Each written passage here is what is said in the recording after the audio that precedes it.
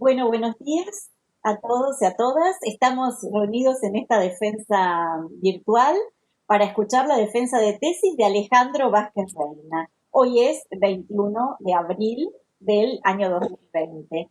En primer lugar, entonces, le vamos a pasar la palabra a Alejandro para que comience con su exposición. Bueno, ¿qué tal? Buenos días, saludos a todos y a todas.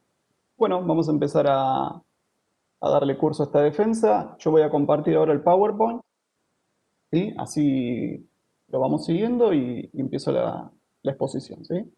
Voy a compartir ahí la pantalla.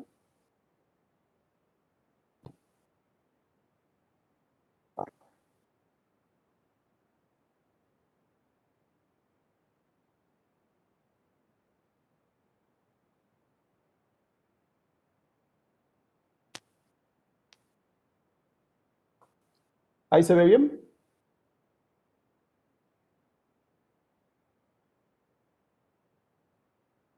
Bueno, comienzo. Bueno, el título de la tesis es Evaluación de las variables osteométricas del radio para estimar, para la estimación sexual de población actual de la ciudad de Buenos Aires, ¿sí? Que está en, bueno, República Argentina. Eh, Como esta tesis se desarrolló en el marco de la colección osteológica Chacarita, vamos a empezar por dar algunas precisiones acerca de las colecciones osteológicas. Sí, definir rápidamente que es un conjunto de restos humanos que se colectan con fines de investigación biológica. Esto que nos permite, por un lado, el desarrollo de métodos osteométricos y morfológicos para generar bases de datos locales, también elaborar los perfiles biológicos individuales y a nivel poblacional. Asimismo, esto nos permite enriquecer la práctica forense y la identificación de personas, y también nos permite generar estándares para dar cuenta de la variabilidad intra e interpoblacional, ¿sí? El proyecto Chacarita, bueno, se conformó en este sentido. Es un proyecto que está bajo la dirección del doctor Luis Bocio y tiene como codirectores a Leandro Luna, a Claudia Aranda, a Solana Gurayel. Yo formo parte del proyecto desde marzo del 2012 y esta es una colección que cuenta con información documentada y fehaciente de cada uno de los individuos que la componen, ¿sí? Es decir, en esas fichas consta el nombre, el sexo, la edad, fecha y la causa de muerte. Esto lo destaco porque contar con este tipo de información nos permite confrontar los resultados que uno infiere a partir de los análisis con la información ante mortem que es indubitada y que la proveen los documentos. Esto nos permite generar análisis sólidos y robustos desde el punto de vista antropológico. ¿Cuál es el objetivo central de este trabajo? Bueno, estudiar el dimorfismo sexual en individuos adultos que pertenecen a esta colección a través del análisis de las variables métricas del radio. ¿Sí? El radio es un hueso que se ubica en el antebrazo humano. Entonces, para poder evaluar el poder de discriminación sexual de este hueso, proponemos, por un lado, analizar la capacidad de cada una de las variables que definimos para diferenciar por sexos a partir de las medidas directas en función de un punto de corte establecido. Esto simplemente es, se toman todas las medidas y se las compara con un punto de corte sin mediar ningún otro cálculo de por medio. En función de eso se calculan los porcentajes de correctas asignaciones para cada uno de los sexos. Por otro lado, también vamos a poner a prueba en la muestra local distintos métodos que incluyen funciones discriminantes uni y multivariadas que fueron desarrollados por otros autores en otras poblaciones para ver cómo se comportan en nuestra muestra. Y asimismo, y esta es una, digamos, si se quiere, una propuesta novedosa, nosotros proponemos evaluar dos variables métricas que hasta el momento no fueron consideradas por la bibliografía específica, que es el diámetro máximo y el mínimo del cuello del radio. ¿Sí? Son dos segmentos anatómicos de ese hueso que todavía no fueron del todo desarrollados. Con esto, ¿qué esperamos? Bueno, contribuir a la generación de bases metodológicas y estándares de relevamiento a nivel regional, aportar a la discusión de este tipo de problemáticas en Argentina y, en particular, colaborar con el desarrollo de protocolos de aplicación y casos judiciales no para identificaciones médico-legales. En muy resumidas cuentas vamos a ver un pantallazo de qué es la antropología forense, algunas consideraciones generales que tienen que ver con que es una ciencia auxiliar de la medicina legal y de la justicia, que focaliza en la identificación legal del individuo y la investigación criminal del hecho que provocó su muerte, y para ello se vale de los conocimientos propios de la antropología biológica y de la bioarqueología. En América Latina, muy sucintamente, su desarrollo estuvo vinculado a las luchas familiares y organismos de derechos humanos, esto por los delitos asociados y las distintas represiones estatales y la violencia política de las últimas décadas del siglo XX. Y acá marcar como hitos fundamentales que a partir de la década de 1980 se empiezan a conformar equipos forenses locales independientes, siendo 1984 una fecha emblemática porque es cuando se funda el equipo argentino de antropología forense. Después, otro aspecto que me gustaba destacar era que en el 2003 se conforma la Asociación Latinoamericana de Antropología Forense, que de alguna manera nuclea, trata de vincular a los profesionales del área, ¿sí? Para promover el desarrollo de metodologías, intercambio de información, etc. Volviendo al punto inicial, bueno, ¿por qué son importantes las colecciones osteológicas de referencia? Bueno, porque desde el punto de vista bioarqueológico nos permite establecer las características biológicas, paleodemográficas, conductuales de sociedades pasadas, y porque si focalizamos en el campo forense nos permite un mejor abordaje e interpretación de la evidencia ósea y dental, eso aplicado al ámbito médico-legal. Y contar con muestras próximas en términos biológicos, cronológicos y geográficos de los elementos de los esqueletos que uno está estudiando, nos permite estimar con un menor grado de error la edad, el sexo, la estatura, patologías, traumas, entre otros. ¿Sí? Por eso acá yo voy a mencionar algunas colecciones osteológicas, no son todas por supuesto, pero sí me parece que son las más emblemáticas, porque en el mundo, evidentemente, y en el ámbito científico, esta inquietud se fue trasladando a los distintos países y se fueron desarrollando diferentes colecciones. Vemos que Estados Unidos tiene un gran número de colecciones desarrolladas, Portugal también, en Grecia, Italia, España y Sudáfrica también siguieron esa tendencia. Y en Latinoamérica también se desarrollaron este tipo de colecciones, solo por mencionar dos, la colección UNAM de México y la colección subactual de Santiago de Chile. Y en Argentina también se dio inicio al desarrollo de estas colecciones. Y yo acá muestro cinco, que es el proyecto Chacarita, la colección Profesor Dr. Rómulo Lambre, que está ubicada en La Plata, la Estética General San Martín, colección Lobos y colección osteológica Nicochaquequén. Una cosita muy sucinta que quería decir respecto de un aspecto general que tienen las colecciones, es que se conforman, a partir de convenios que firman los cementerios con universidades, mediante los cuales los primeros le ceden a los segundos los restos para análisis, ¿sí? Y eso también se debe en parte a que los cementerios, digamos, que están situados en las grandes ciudades, muchas veces se saturan y eso implica una alta rotación de sepulturas, entonces, bueno, se donan a estos proyectos de investigación, ¿sí? Luego, vamos a pasar a los estudios osteométricos para estimar el sexo de individuos adultos. Acá muy sucintamente decir que el dimorfismo sexual, ¿sí? Es el resultado de la acción conjunta de factores genéticos, fisiológicos y ambientales, y que se encuentra condicionado por patrones de movimiento, de actividad, nutrición, etcétera, que afectan a cada individuo y a la población en general. Y por otro lado, destacar que la diferenciación sexual es un continuum, ¿sí? Que se da desde la gestación, que se pronuncia durante durante la adolescencia y se mantiene durante la adultez por la acción de procesos hormonales.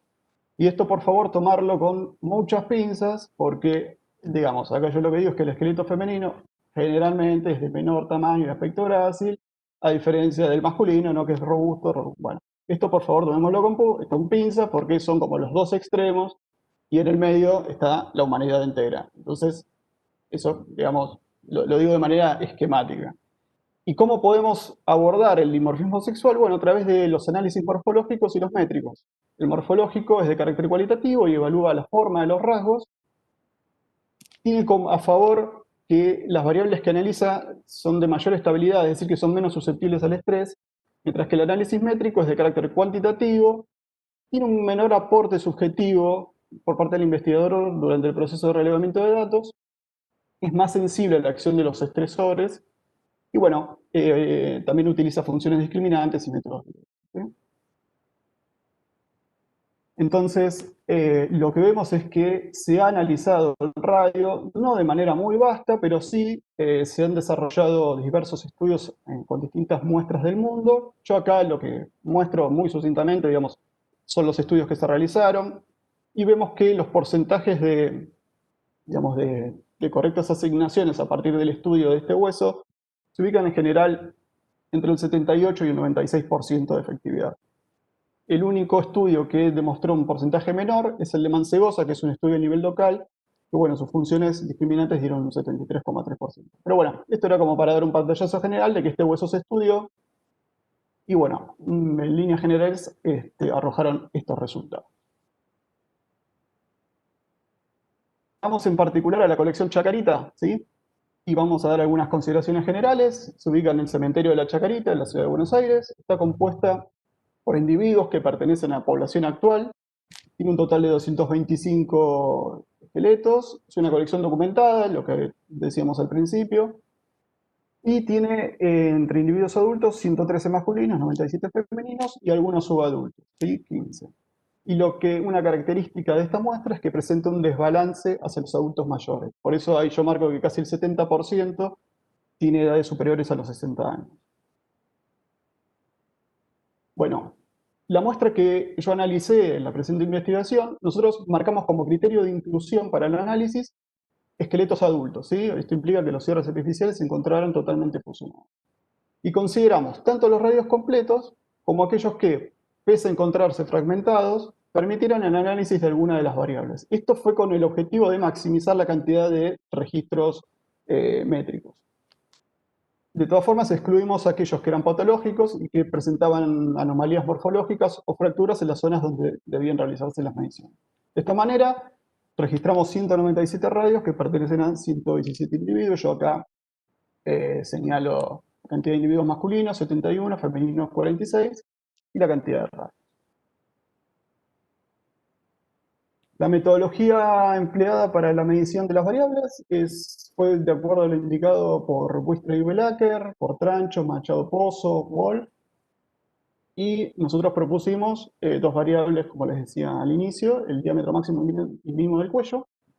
Las medidas fueron tomadas en milímetros, se utilizó calibre, tabla osteométrica y cinta métrica. Las variables que se analizaron fueron el largo máximo, el diámetro antero-posterior a mitad de diáfisis, el diámetro medial lateral también a mitad de diáfisis, diámetros máximo y mínimo del cuello, el diámetro mínimo de la cabeza, el diámetro máximo de la cabeza, el ancho máximo y el perímetro de la cabeza. ¿Sí? Acá yo esquemáticamente se las traté de dibujar.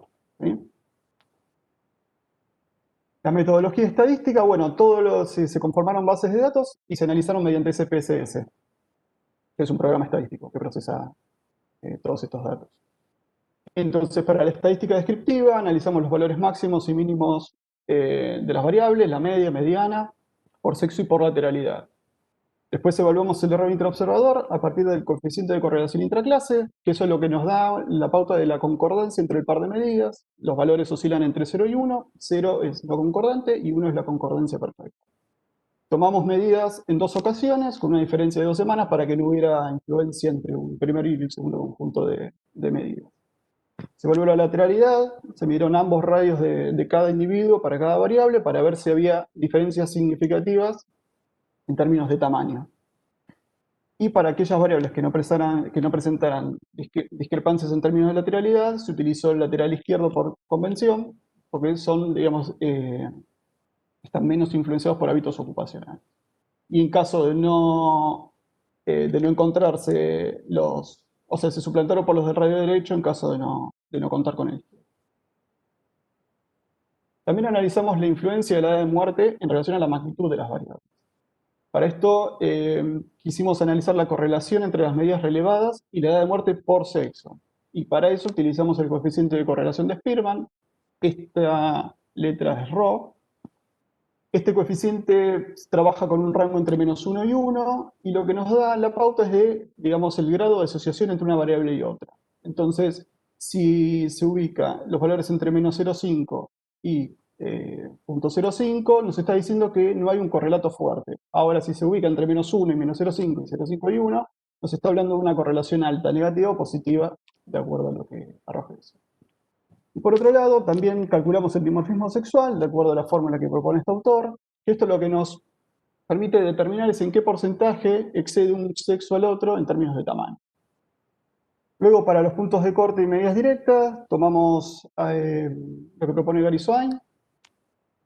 Es esta fórmula que, lo interesante es que esta fórmula contempla las diferencias en el tamaño de los grupos. Entonces, nos permite establecer un punto de corte más adecuado.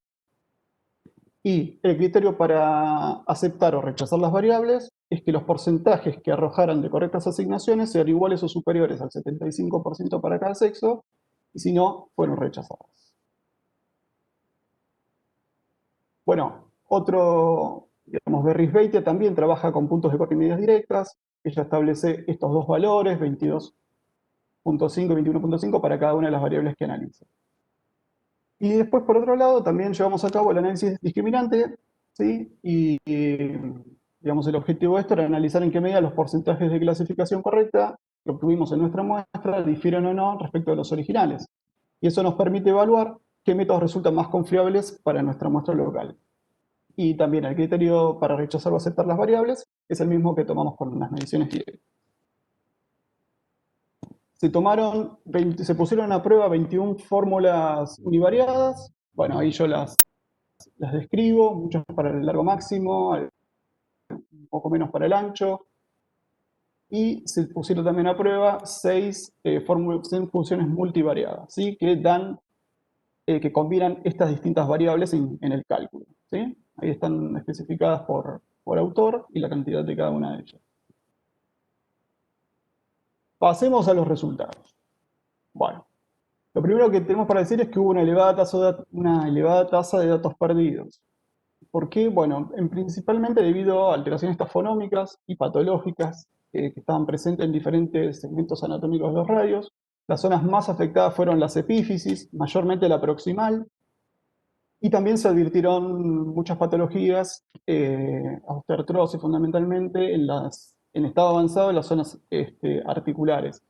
Yo esto lo quiero destacar, que las variables que fueron mejor cuantificadas fueron los diámetros máximos y mínimos del cuello, y esas son las variables que nosotros propusimos como originales para esta tesis. Y las variables menos cuantificadas fueron el perímetro, bueno, un poco lo que decíamos antes, que son las variables que están en la epífisis proximal. ¿Sí? El perímetro y diámetros máximos y mínimos de la cabeza. Acá yo les pido disculpas por las fotos, la verdad es que hubiera querido sacar mejores fotos, pero no pude, no pude acceder por el tema pandemia. Pero bueno, acá lo que vemos, acá por ejemplo hay una deformación de la carilla articular, prácticamente de toda la epífisis. Acá esto ya es una eburnación porque, digamos, esto parece hueso pulido y eso es cuando ya no hay cartílago articular y se rozan las superficies de un hueso con otro. Bueno, solamente como para ilustrar las patologías que advertimos. Perdón. Luego, en cuanto a los resultados de los análisis estadísticos, decir que la prueba del coeficiente de corrección intraclase osciló entre 0.9 y 0.99, lo cual nos permite afirmar que la comparación entre ambas mediciones ofreció resultados muy concordantes, o sea que son replicables. En cuanto a la estadística descriptiva, mencionar que la magnitud de las variables fueron mayores en individuos masculinos y que hubieron variables que tuvieron un alto grado de solapamiento, como el diámetro medio lateral, la longitud máxima y el ancho máximo. En términos de lateralidad, no advertimos diferencias significativas en ambos sexos. Acá, esto lo analizamos con Kolmogorov y Smirnov. Yo acá les puse el valor de P, que es el estadístico, o sea, el nivel de significancia, que si es superior a 0.05, nos permite suponer que los conjuntos de mediciones comparten características similares. Entonces, bueno, nos dio todo dentro del rango esperado. Hubo algunas variables que no pudieron ser cuantificadas por el bajo número de observaciones registrados. No obstante, proponemos que, dada la tendencia general que mostraron las demás, podríamos llegar a extrapolar el mismo criterio para ellas. Luego, en cuanto a la influencia de la edad de muerte, esto era un poco lo esperable, ¿no? Obtuvimos correlaciones muy bajas entre las medidas de las variables y la edad de muerte por sexo. Este es el rodo de Spearman, que se ubicó entre -1 y 0.12 para masculinos, y -38 y -37 y 0.38 para los femeninos. Lo cual es esperable porque nosotros esperamos que el dimorfismo sexual, esperamos que la diferencia en magnitud se deba al dimorfismo sexual y no a la edad al momento de fallecimiento. Entonces, de esta manera es posible asegurar que la edad no está afectando las magnitudes de ninguna de las variables para ninguno de los sexos. En cuanto al dimorfismo sexual, bueno, obtuvimos valores significativamente mayores en individuos masculinos para todas las variables, nuevamente excepto aquellas que no pudieron evaluarse por un bajo número de mediciones. Y las variables más dimórficas resultaron el diámetro sagital a mitad de diáfisis, el diámetro mínimo del cuello, el diámetro máximo del cuello y el diámetro medial lateral a mitad de diáfisis. Y acá están los valores obtenidos.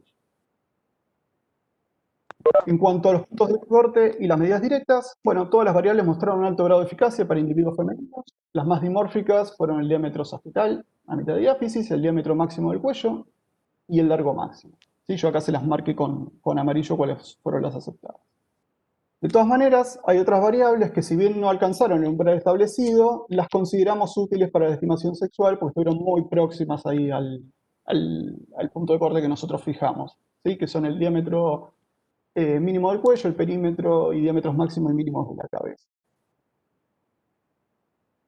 En cuanto al método de Berris-Beite, que también establece puntos de corte, obtuvimos resultados muy buenos, sobre todo para el diámetro máximo de la cabeza, con un 92,83% de asignaciones correctas, el diámetro mínimo un poco menos, con el 85,71%, y las dos variables discriminaron muy bien para individuos femeninos.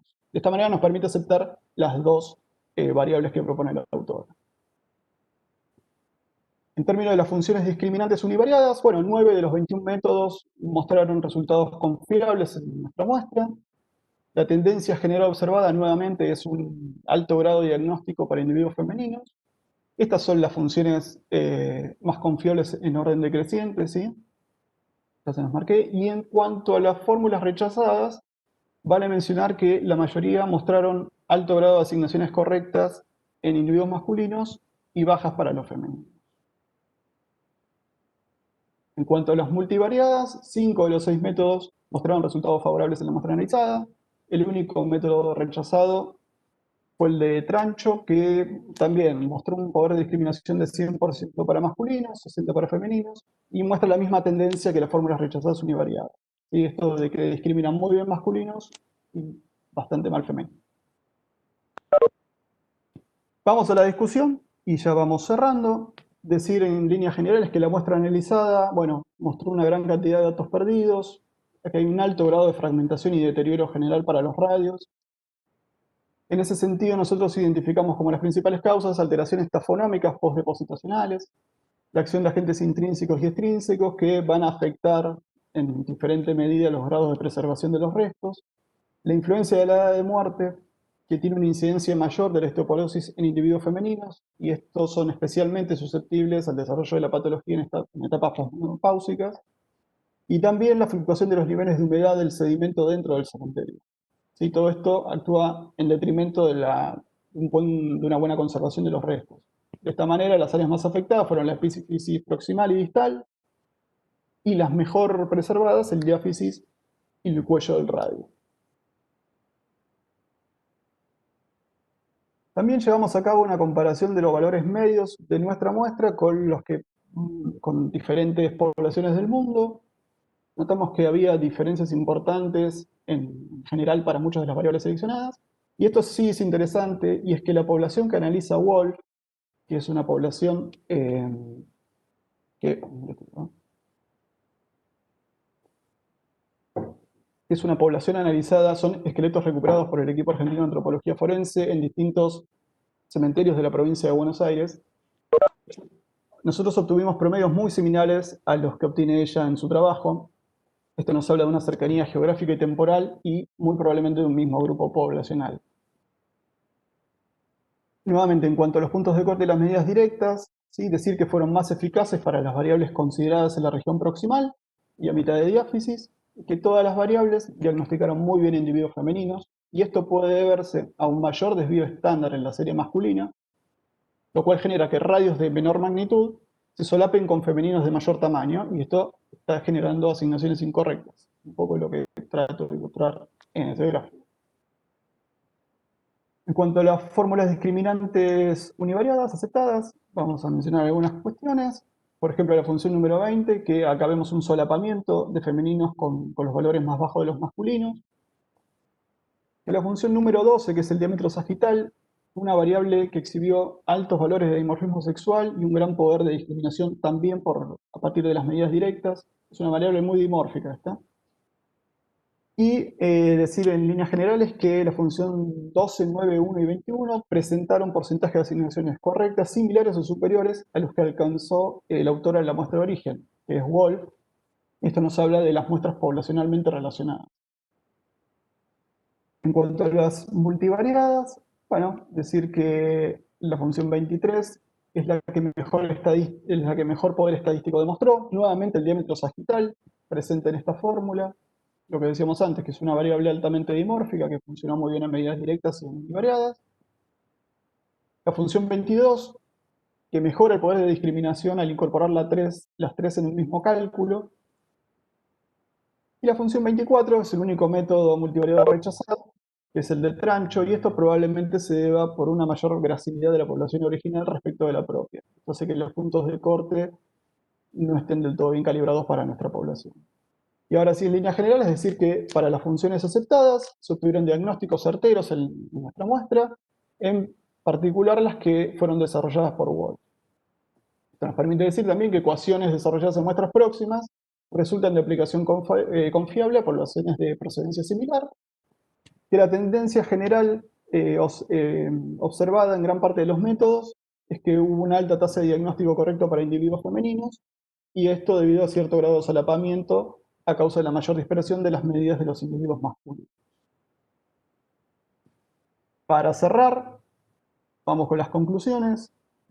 Yo lo que quería destacar, digamos, es que este trabajo lo llevamos a cabo junto con Lean, digamos, teniendo en perspectiva cuál podría llegar cuál podría llegar a ser nuestro aporte en términos de desarrollo de protocolos forenses y de explorar nuevas variables que de alguna manera contribuyan para una mejor interpretación de la evidencia en contextos médico-legales.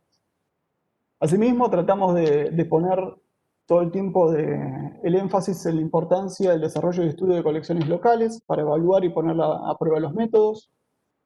En relación a la antropología forense, bueno, ver cuáles son los aportes en relación al potencial de las variables métricas del radio para discriminar por sexo. Bueno, un poco lo que decía antes, ¿no? La posible utilización en los procesos de identificación médico-legales. Y después decir, bueno, que en relación a los métodos directos fueron muy eficaces para la reacción proximal y a mitad de diáfisis, que las funciones univariadas resultan una herramienta muy útil en contextos como la muestra analizada, debido al alto grado de fragmentación y deterioro óseo. Esto es que contar con métodos de aplicación simple es importante, sobre todo porque en contextos forenses es más usual encontrarse con material óseo muy degradado y, digamos, de esta manera podemos abordar a partir de estas fórmulas, digamos, no requerimos del hueso completo. En cuanto a las fórmulas multivariadas, bueno, mostraron gran confiabilidad en su aplicación. De esta manera ratificamos el carácter dimórfico de este hueso y su utilidad para el diagnóstico en nuestra muestra. De todas formas, varias de las funciones fueron rechazadas, con lo cual insistimos en la necesidad de una validación previa de los métodos. Ya para cerrar, a futuro prevemos, bueno, desarrollar funciones nosotros propias específicas para este hueso e incluir las variables que habíamos propuesto, el diámetro máximo y mínimo del cuello, y también incorporar análisis el húmero y el cúbito, como para tener un panorama más completo de miembros superiores en términos de estimación sexual. Agradecimientos. Bueno, por supuesto a la familia, amigos y amigas, por el apoyo en todo momento. Al doctor Luis Bocio, sin el cual nada de esto hubiera sido posible. Eh, si se me permite la analogía poco académica, pero bastante elocuente, puso a disposición todo, me dejó solo frente al arco y me dijo, bueno, dale, definí. Así que, bueno, hicimos la tesis y bueno, nada, eternamente agradecido. A, a mi director, a Leandro Luna, porque bueno, me acompañó constantemente desde el inicio hasta que terminamos esta investigación, así que Lean, te agradezco profundamente, en serio. Obviamente a todos los integrantes, a todos y todas las integrantes del proyecto Chacarita, al Departamento de Ciencias Antropológicas, porque lograr la defensa virtual en un contexto así, la verdad que es muy valorable. por supuesto al jurado, bueno, porque le dedicaron tiempo a esta tesis, trabajo y bueno, y pusieron toda la voluntad para avanzar con la lectura en estos tiempos, así que también eternamente agradecido, en serio, Inés, Analía, les agradezco profundamente. Y bueno, y por último a la educación pública, a la Universidad de Buenos Aires y a FILA, a la Facultad de Filosofía y Letras. No tengo mucho más para decir, así que bueno, gracias. Bueno, finalizada la exposición entonces del tesista Alejandro, le vamos a dar la palabra ahora a las integrantes del jurado. No sé cuál de las dos va a empezar. Eh, Inés, no sé si estuvo escuchando un tiempito, le puse mi teléfono Ah, para, para el audio. sí. Eh, no sé, a ver si... A ver, Inés. Estuvo escuchando, pero no sé si se puede comunicar. Bueno, y si puede también Sí, mandar un audio si querés y mandarte un audio a vos y después pasarlo por ahí. dale. También podemos hacer eso.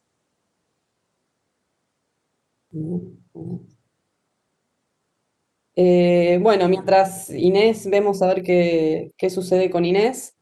La verdad, Dale, buenísimo el trabajo que hiciste. Una de las cosas, o por lo menos uno de los problemas que nosotros vemos en antropología forense, es que siempre estamos corriendo atrás de métodos que no están validados para nuestra población, ¿sí?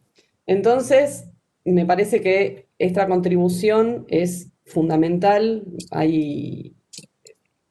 Lleva tiempo, porque realmente uno en el estar haciendo y el estar trabajando en casos y estar yendo y viniendo, dicho a grosso modo, uno no tiene tampoco tiempo para apoyar el trasero en la silla, ¿no? Y poder hacer este tipo de estudios que son tan importantes para trabajar en nuestro contexto, ¿sí?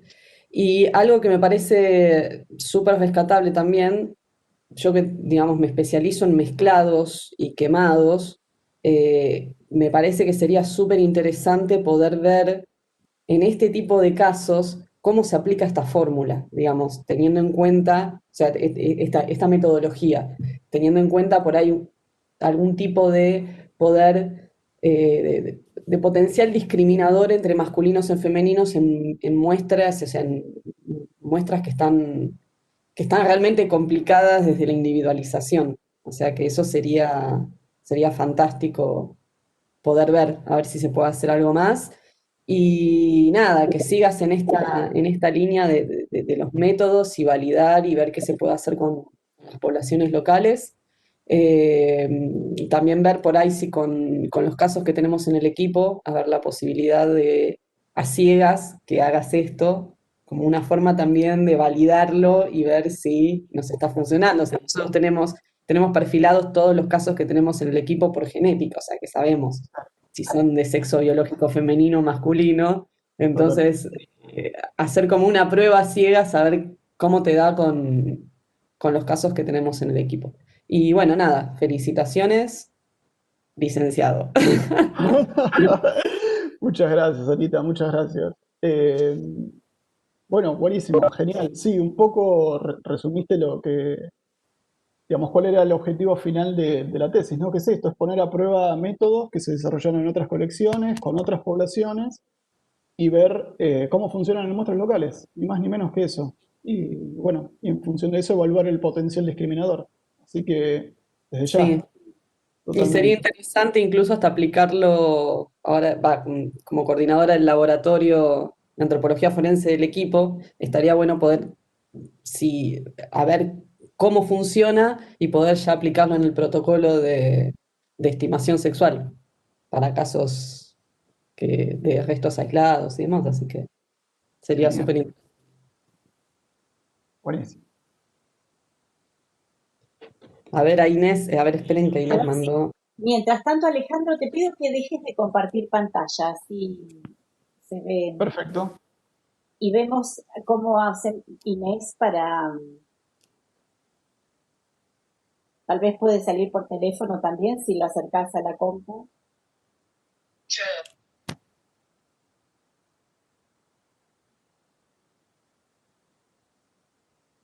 A ver, espera que me está mandando las preguntas. A ver, las voy a poner a ver si lo pueden escuchar. Me parece que esta contribución es Ay, mira.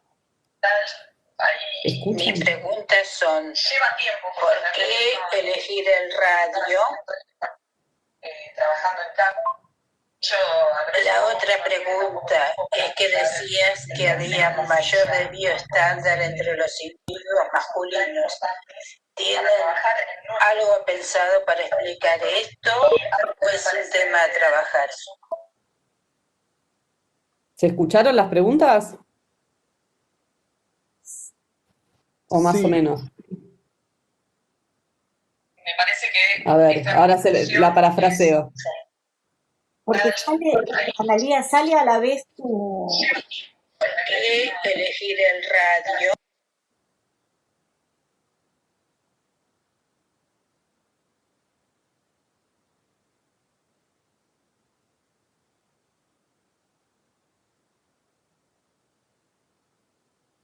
ahí yo no No, te escucho, no estamos Anita. escuchando a Analía, porque se puso Se muteó tu Sí, micrófono, Anita. tu micrófono. Ahí va. sí, ahí va. La primera pregunta de Inés es ¿por qué los radios? Y la segunda es explica, o si tenés alguna explicación de por qué hay un mayor desvío estándar en masculinos. Si eso tiene alguna explicación. Sí, ¿por qué el radio? Bueno, el radio lo elegimos porque es un hueso que en líneas generales, si bien recibió cierto grado de atención, no es siendo un hueso largo, no hay una bibliografía demasiado vasta, tanto a nivel internacional como ni menos a nivel local. Entonces nos parecía que era una buena oportunidad porque, digamos, sabemos que el húmero está recontraestudiado, que el fémur también. Y bueno, nada, dimos una chance al radio porque era, bueno, justamente por eso, porque queríamos evaluar eh, qué tan buen poder discriminante tenía. Eh, bueno, no, simplemente por eso, ¿eh? No hubo ninguna otra razón de peso más que, bueno, explorar en este lugar que no había sido tan indagado por la bibliografía general, digamos, y específica de la materia. Y Bien. después, ¿por qué hay mayor desvío estándar de los individuos masculinos? Eso, no sé, Lean, si vos querés ahí acotar algo.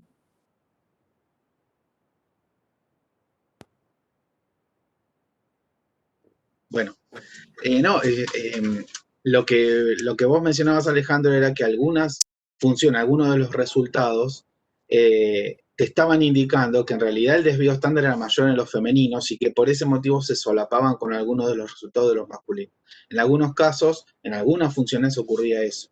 Esto puede tener que ver en algún caso con esta, digamos, mayor plasticidad de los individuos femeninos respecto de los masculinos y el mayor input de recepción de estresores por parte de los masculinos probablemente, estoy hablando como una hipótesis, que tiene que ver con el proceso de crecimiento y desarrollo y cómo impactaron los estresores socioambientales en el cuerpo de masculinos y femeninos en forma diferencial. Entonces, una posibilidad podría llegar a ser esa, que algunos masculinos puedan haber sufrido situaciones de estrés a lo largo de su vida que haya restringido el potencial de generación de fenotipo. Pero, digamos, estas son cuestiones que hay que evaluar, que no se pueden evaluar en sí mismas con los datos que vos obtuviste, sino que hay que empezar a hacer estudios de múltiples variables que tienen que ver con indicadores de estrés y que pueden servir para dilucidar esto. Otro motivo puede tener que ver con, a pesar de que es una muestra grande comparado con otros trabajos que hemos leído respecto a esta temática, que tenga que ver con un tamaño muestral que sigue siendo parcialmente o relativamente acotado y que sea necesario aumentarlo para ver si eso no está influyendo en los resultados también. Bueno, no me quiero adelantar a un par de cositas que quería mencionar cuando pueda decir un par de palabras, lo que tiene que ver con que esto en realidad, como estamos viendo, es el inicio de un montón de preguntas nuevas para el futuro. Pero bueno, luego lo voy a mencionar mejor, pero me parece que por ahí podría andar este tema puntual de los desvíos, para ver cómo analizar a futuro. Ah, Inés puso en el chat, ok, y pregunta, ¿pasos futuros? Sí, Ahí yo, como les comentaba, bueno, los pasos futuros tienen que ver con, ahora sí, el desarrollo y la generación de funciones discriminantes propias, Mm, eh, y también con, bueno, esto, bueno, ahí está. Y también incorporar, digamos, en estas nuevas fórmulas, las variables que nosotros nos propusimos, que es el diámetro máximo y mínimo del cuello, que vimos que son las que mejor cantidad de reglamentos pudimos registrar. Eh, y bueno, y también incorporar en los análisis el cúbito y el útero, ¿sí? Como para tener una perspectiva mejor y más acabada del poder discriminante de todos miembros superiores. Básicamente esas serían las dos líneas a seguir o los horizontes que planificamos a futuro. Así que va por ese lado, con el desarrollo de funciones propias e incorporando otros huesos más al análisis. sí, por favor, necesitamos gente que haga ese trabajo. Así que Vamos, vamos a hacerlo, vamos a hacerlo. sería genial. Bueno, les pregunto a las dos integrantes del jurado, entonces, con esto termina la evaluación del jurado, ¿sí? De mi parte, sí. Inés, creo que también. A A ver, ver, vamos. ahí la veo, parece que está conectada, por lo menos parece que nos está escuchando.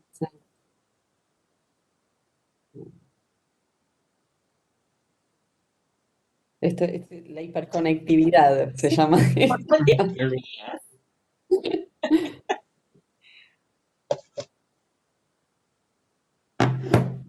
A ver si. Porque sí, Le pregunto, ¿damos por finalizada la evaluación? claro, así le pasamos la palabra al director de la tesis.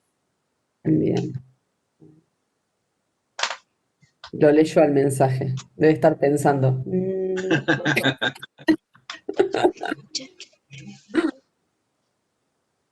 Por mí sí. Acá, ahí. Buenísimo. Muestro para que vean que. Muy bien, muy bien. Bueno, entonces, terminadas las intervenciones de las dos integrantes del jurado, le pasamos la palabra a Alejandro Luna, el director de la tesis. Bueno, muchas gracias. Con esto último que ocurrió recién, me pongo a pensar qué hubiese pasado si esto hubiese ocurrido hace 2 o 3 años, ¿no? Hubiese sido una situación totalmente diferente por el tema COVID, ¿no? La posibilidad de hacer este tipo de defensas virtuales y eso me lleva a destacar y agradecer la gestión del departamento para que esto pudiera ser llevado a cabo en tiempo y forma, ¿no? Porque llegó un momento en que pensábamos que todo se iba a retrasar aún muchísimo más y con Alejandro destacamos mucho el esfuerzo de ustedes por generar todo este contexto. Realmente no, sabemos que no es nada fácil.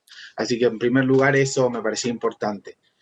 Y bueno, yendo un poco al contenido, no voy a mencionar nada. Alejandro fue muy, muy sucinto y claro en la exposición. Solamente, bueno, tomo las palabras de Anita también respecto y digamos, me interesó mucho saber cuál es el interés que tienen ustedes respecto de la posibilidad de poner a prueba y generar este tipo de métodos, porque para nosotros es una línea que está iniciándose ahora, pero que tiene para nosotros mucho desarrollo futuro.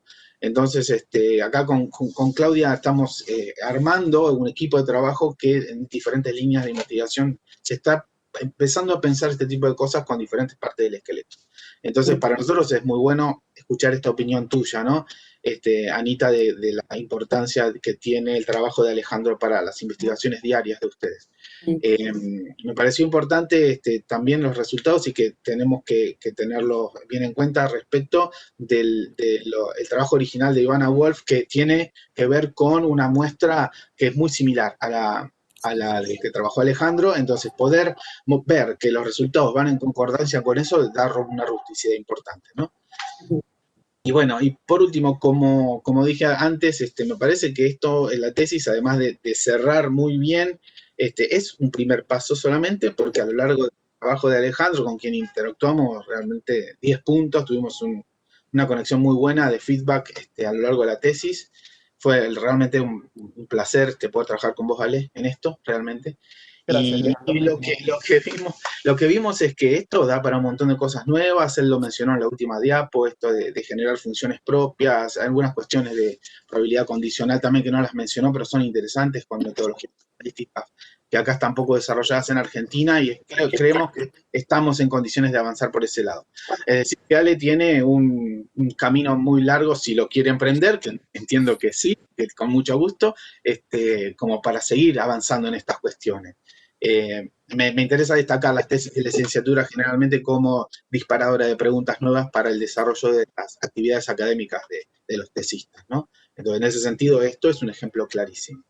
Así que bueno, nada más que eso, agradecer también a los jurados, Inés y Anita, por haber aceptado en este contexto también de pandemia, ponerse a leer y tan cerca de las fiestas, ¿no? Que ya uno a veces se empieza a desconectar. Así que también agradecido con ustedes.